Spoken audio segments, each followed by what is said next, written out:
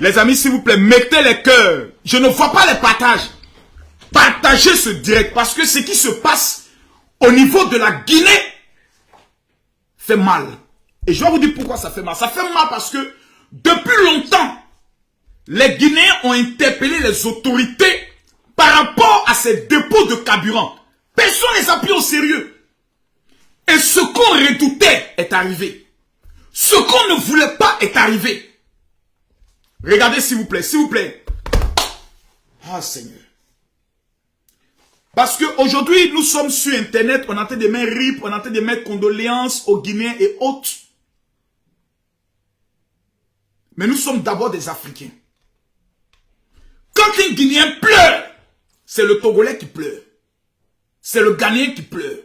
C'est le Sénégalais qui pleure. C'est le Malien qui pleure. C'est le Burkinabé qui pleure. Donc ceux qui ont la mentalité grégaire de dire, comme quelque chose se passe en Guinée, personne n'a le droit de parler, s'il vous plaît. Aujourd'hui, nous avons en renfort les pompiers qui sont arrivés du Sénégal. Que Dieu bénisse le Sénégal. Que Dieu bénisse le président Macky Sall et le Sénégal pour le renfort au niveau des pompiers qui sont envoyés.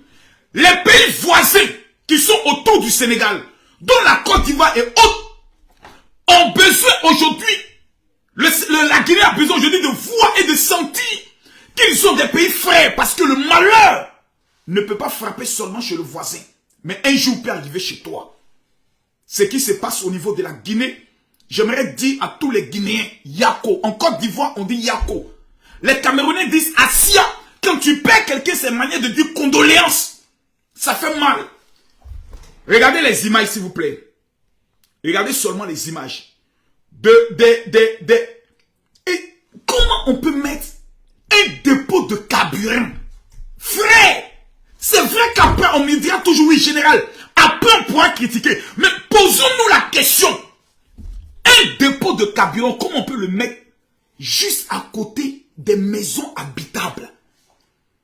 Les Guinéens ont interpellé à 1000 reprises. Les Guinéens ont plaidé. Les Guinéens ont interpellé. Le dépôt là, le jour il y a un malheur, ça sera grave. Et en Côte d'Ivoire, plutôt en Afrique, on attend toujours qu'il y ait un malheur dans le but maintenant de prendre des mesures. S'il vous plaît, regardez les images. Regardez les images, s'il vous plaît, de ce qui se passe au niveau de la Guinée. On parle, mais regardez les images. Voici le dépôt de carburant. Je vais faire écouter à tout le monde le commentaire, s'il vous plaît, de France 24. On va écouter le commentaire de France 24. Permettez-moi de retourner la caméra afin que nous puissions écouter le commentaire de France 24. Difficile pour leur d'établir un bilan de cet incendie, mais selon les témoins que nous avons rencontrés, très tôt ce matin sur le terrain, des dizaines de personnes travaillent ici toute la nuit et jusque-là, aucune d'entre elles n'a encore été retrouvée. Comme vous le voyez sur ces images, les flammes continuent de plus belle, les sapeurs-pompiers. Regardez tout ça, ce sont les flammes. Avec des moyens très très limités. Bien sûr, il y avait des gens. Il y avait des gens qui travaillaient la nuit. Et il y a même des mots. On a vu comme ça la flamme. On ne sait pas que faire. Franchement, on a dépassé. Vraiment. Oui, nous avons des amis. Oh Seigneur. Des amis qui ont perdu la vie. Des collaborateurs.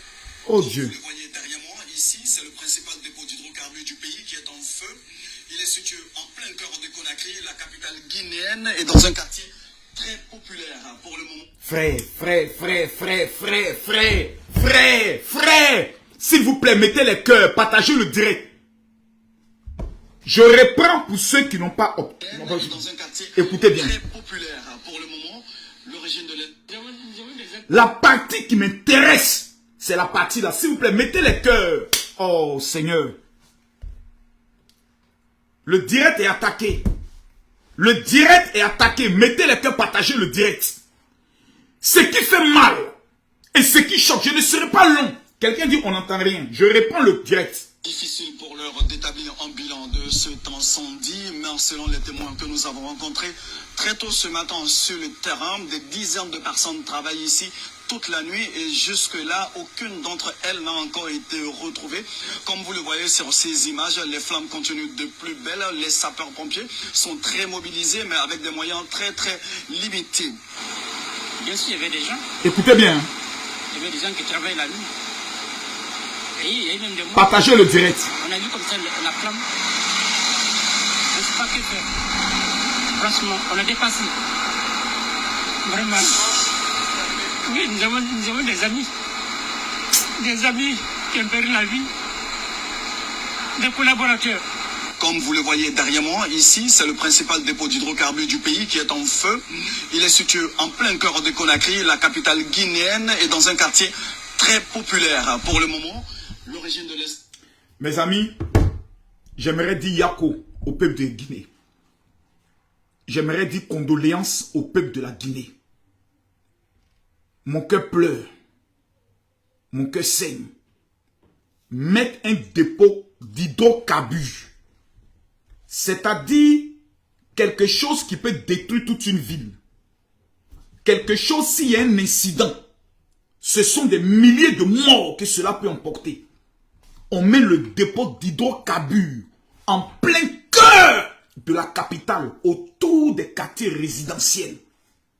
Et pendant des années, le peuple guinéen interpelle pour dire, mes amis, autorités du pays, monsieur le président, un jour, si le malheur frappe, le malheur ne sera pas beau.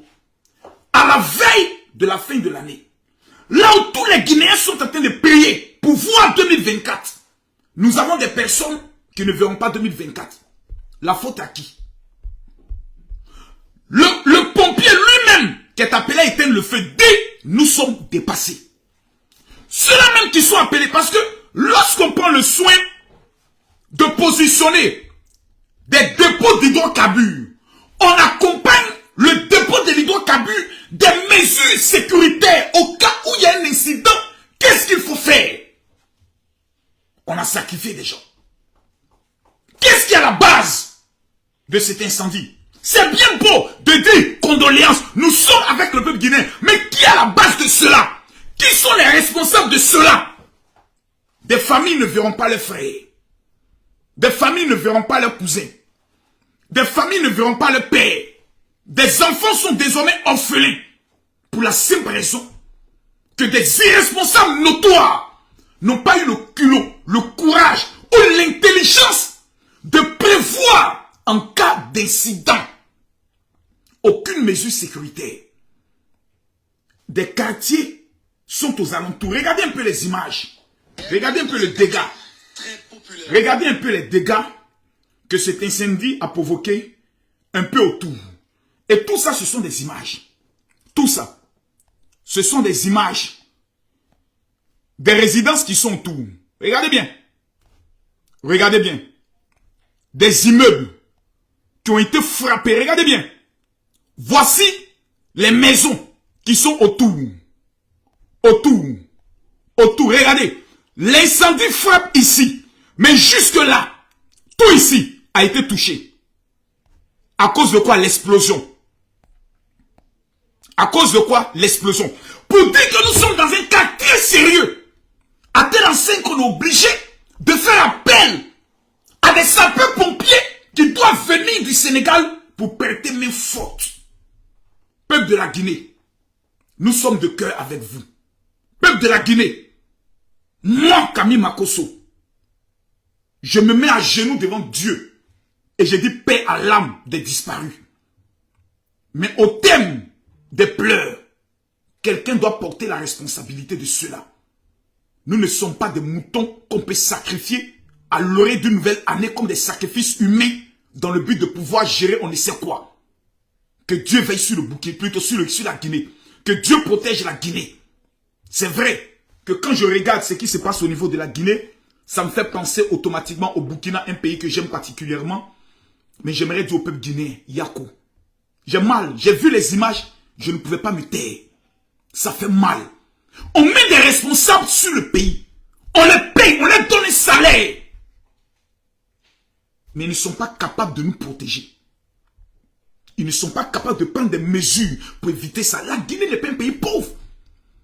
Quand on regarde aujourd'hui le documentaire d'Alain Foucault, quand on regarde aujourd'hui ce que la Guinée a comme potentiel, pour qu'on soit incapable de trouver un site adéquat, loin de la ville, où on va stocker l'hydrocarbure, quelque chose qui tue. On le met en plein cœur de la ville et on fait comme si de rien n'était. Pendant des années, le président actuel est venu la trouver ça. Et là, vous allez constater qu'on ne prendra même pas des mesures de dédommagement de ces familles qui sont mortes. On va voir le bon langage qui dit Allah dit, Allah kata. Dieu a donné, Dieu a repris. Non, Dieu n'a pas donné. Ça là, c'est pas Dieu qui a donné ça.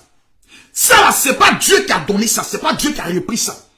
Il y a des irresponsables notoires, des incompétents notoires qui ont laissé faire. Et ils doivent prendre le soin de payer. La vie, elle est sacrée. Lorsqu'on a des irresponsables qui ne sont pas capables de prendre des mesures sécuritaires pour protéger la vie des Guinéens, il faut qu'ils payent. À bon entendeur, salut. Que Dieu bénisse la Guinée.